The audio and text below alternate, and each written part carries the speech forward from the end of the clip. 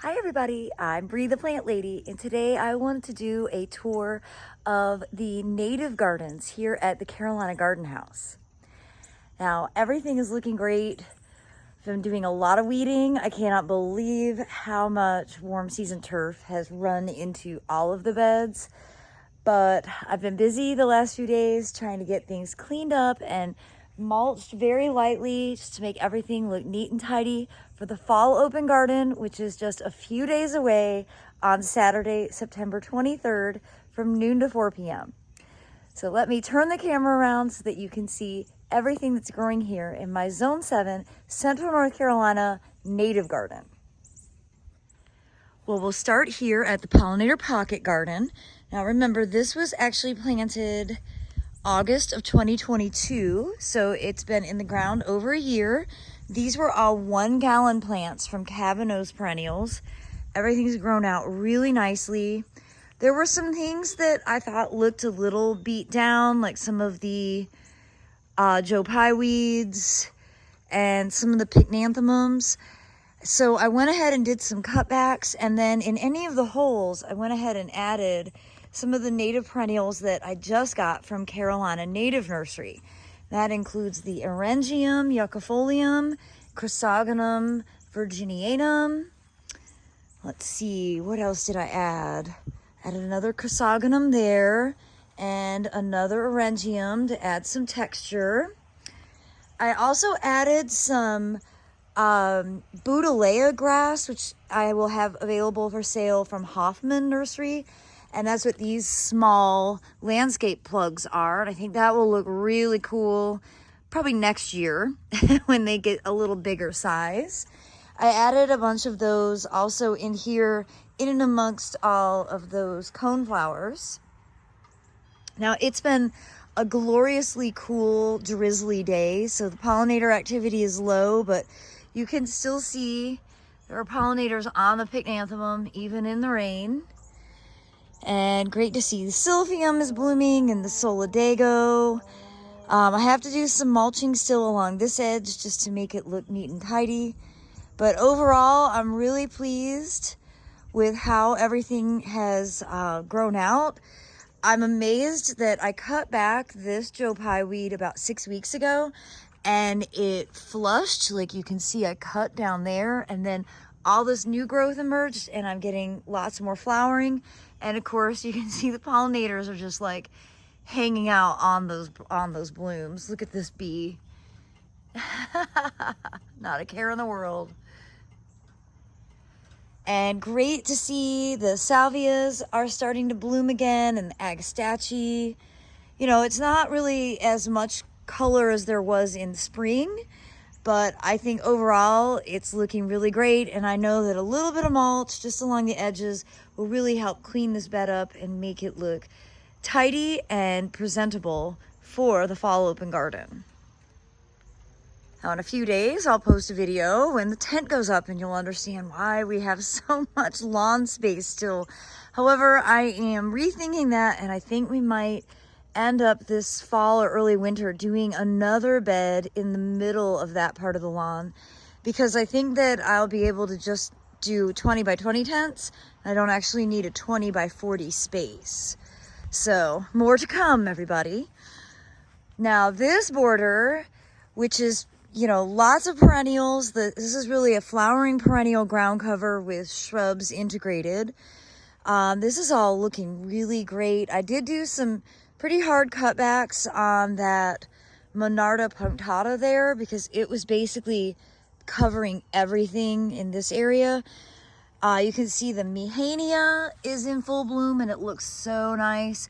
And I'm actually pleased to see that Phloxgena, which I had forgotten I'd even planted over here, is at least blooming. You can see how bad the foliage looks. And again, I think that's because this is just too much exposure. But I'm not going to do anything to this right now. I'm just going to let everything be. And I am loving this yellow combination with the the triloba, Rudbeckia triloba, and the Solar Cascade solidago. And Well, in here, you can see the deer have been busy munching, and boy, oh boy, they have been busy munching. But, you know, for the most part, a lot of the stuff seems that they don't bother, that they're eating some of the Rudbeckia, they're eating Echinacea, they're definitely eating some of the asters. I did pull out quite a few shrubs that were in here that were just really not doing well, particularly the linderas. Those have all been transplanted to the woods. And in their place, I went ahead and did more of this liatris, which is micropetala. I'll have to make sure I get that name correct. But I filled in with quite a few of those there. And I also added the chameleon schizocarium. And so that's this really cool variegated little blue stem. And I think that's going to look great. That's another plant that I have for sale from Hoffman. These are going to be in landscape plugs, and they are $5 a piece, 6 for 20, or 100, or I'm sorry, 32 for 100. Overall, I'm really pleased that this bed is filling in really well. I had to do some weeding, and you can see like the grass is constantly trying to merge itself in. So that's an ongoing project. But it's great that the asters are blooming, and you can see the beginning of the pink muhly grass starting to show. Now you can really see here that the deer are absolutely doing a number on the oak leaf hydrangeas, and this is Jetstream, and this seems to be one of their favorite plants out here. It's funny, I've got a great well-established one on the other side of the property, and the deer don't bother it at all, but this plant gets nibbled constantly.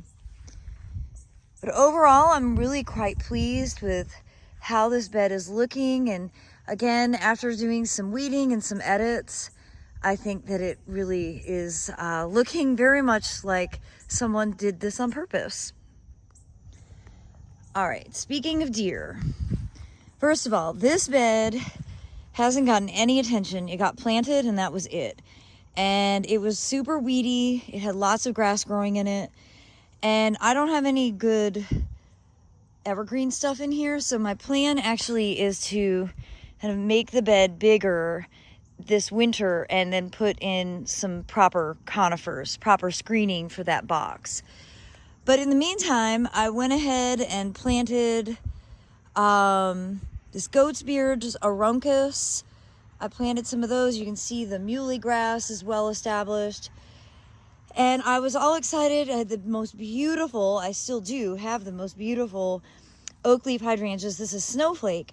And the very first night that this was planted, the deer came and absolutely decimated it. So that shows me I've got to cage. I've got to put cages around my oak leaf hydrangeas so I can get them established. I also need to go ahead and we'll overseed this bed and then get it mulched. And that is on my to-do list before the open garden on Saturday. Now this shrub border, which has a understory predominantly of carex, but other ornamental grasses, I at first was a little like, oh, I don't know that I love how it's looking. And maybe it's just because it's cloudy and rainy and it's relaxing and my perspective is very positive. But I love this bed right now. And I'm so happy that I did one bed with predominantly grasses and one bed with flowering perennials, so I can really compare the two. And you can see the schizocarium that were planted back in January are, you know, nice and big. These were 1 gallon from Carolina Native. They're doing a great job filling in the gaps. I did remove a lot of shrubs from here. A lot of deciduous azaleas came out. All of the clethra came out.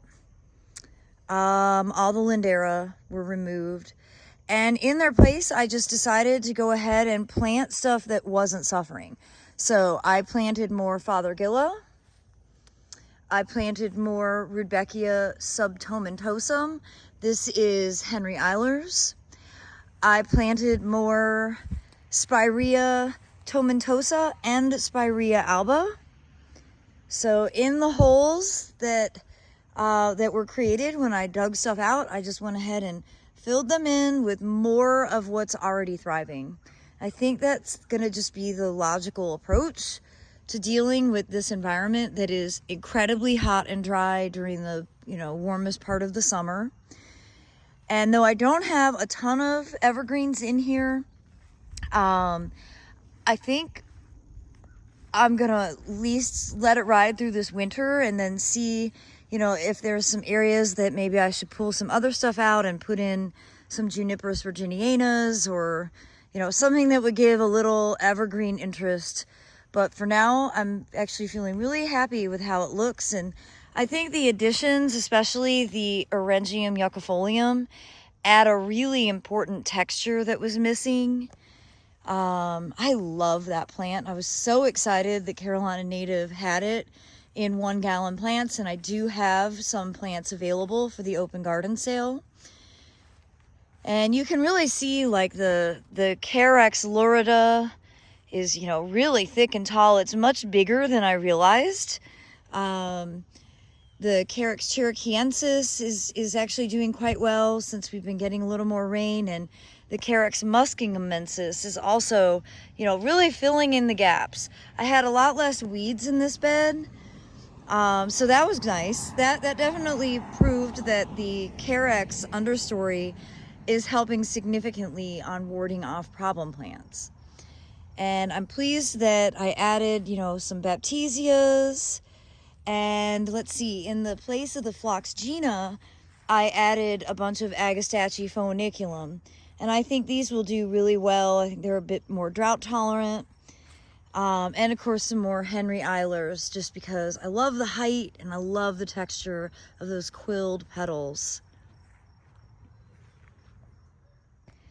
And in the where east meets west border, you can see more Carex, of course Pycnanthemum.